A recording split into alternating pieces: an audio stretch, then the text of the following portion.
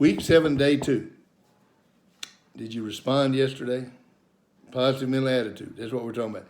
But did you respond to all the situations? It's going to rain on all of us. Do you respond to the rain or do you react to the rain? Something bad is going to happen to you today. Are you going to have a positive mental attitude, which is so simple? It simply means, do you respond to what happens? Did you write your 3 goals yesterday? Did you do them? Somebody holding you accountable? Did you do the 3 goals? Did you respond to the 3 goals, or did you react? Did you come up with 9,000 excuses as to why you didn't get that one done? I drank those Cokes and ate those potato chips because I didn't get a chance to eat lunch, and so I was so hungry I just had to grab what I could grab. Reaction. You respond.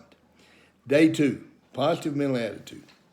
A squirrel that's born in the spring gathers nuts for a winter it's never before experienced. The squirrel that's born in the spring gathers the nuts for a winter that it's never experienced. Why? The squirrel has within it a success instinct. This instinct is built in. Animals have only the most basic instincts of survival and reproduction. If every living creature has this success instinct, certainly humans have it, and to a much greater degree. Humans have emotional, spiritual, and physical needs. Humans have a creative imagination.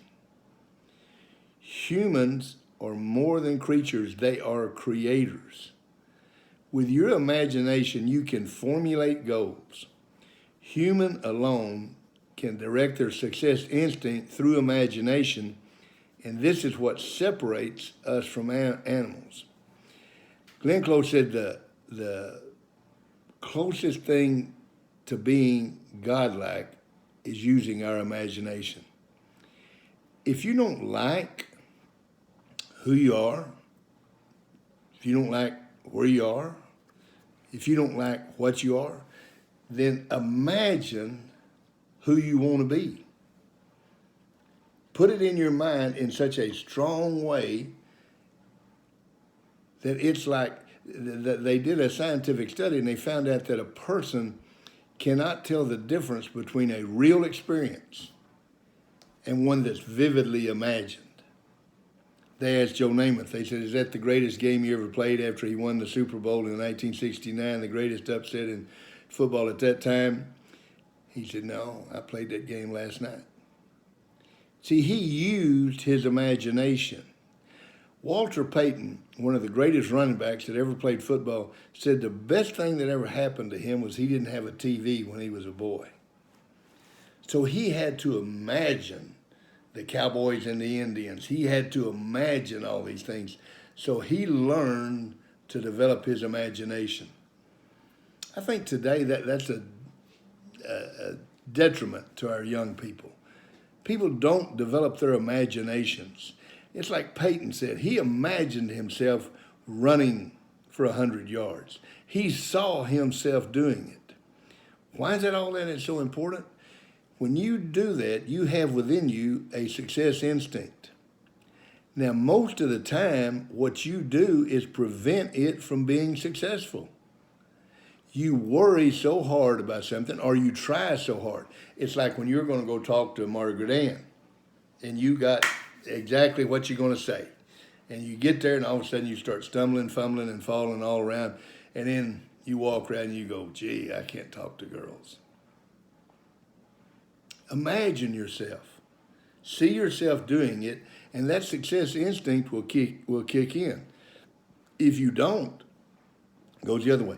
Positive mental attitude, I'm going to see myself doing what it is that I want to do.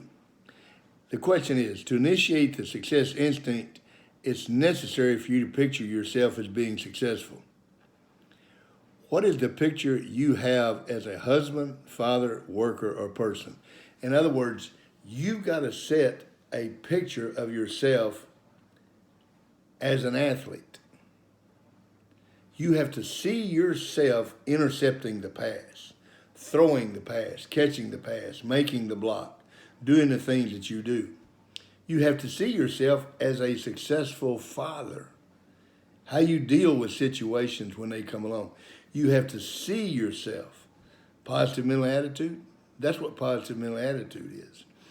Along with responding, every time something happens to you today, you're going to respond to it. That's having a positive mental attitude. It is not going around saying, oh, I'm the greatest. I tell you what, I'm so happy today. I am happy, happy, happy. Look how positive I am. No. It's when something bad happens and you make something positive out of it. We may fumble the football, but that gives the defense a chance to be great. I coached with a man at Judson named D.W. Rutledge, and they used to practice a thing called sudden change. And sudden change is when the offensive team, which I was in charge of, fumbled the football and the other team got the ball. What's the normal response to that? Well, the other team that got the ball, they come on the field all fired up and excited and just full of themselves. And the team that fumbled, they jog out there saying, you goofy offensive guys, y'all are going to get us killed. It's not our fault. You know, they ought to score because they got the ball on our 30-yard line and y'all gave it to them. Both of those are reactions. DW used to practice running out on the field.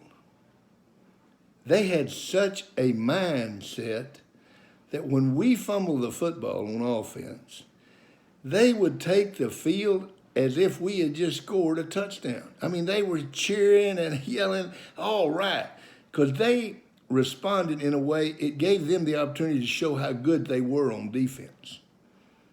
It got to show that their mental age was at the top of the ladder. They took a bad thing, us fumbling the football, and they made it a positive thing. They responded. And I can't tell you how many times, and it's probably, DW could probably give you the statistic on it, but I can't tell you how many times the other team didn't make a first down, and we got the ball back. Because I'm sure that everybody on their sideline is going, what are they cheering about? We got the fumble. But it took it away from them. See, something bad's going to happen to you today. I don't know what it's going to be. I have no idea. But whatever it is, learn to respond. Don't react. Developingcharacter.org, page 46. If you respond today, you're going to answer this question and you're going to write down exactly how you see yourself in those different scenarios. See you tomorrow.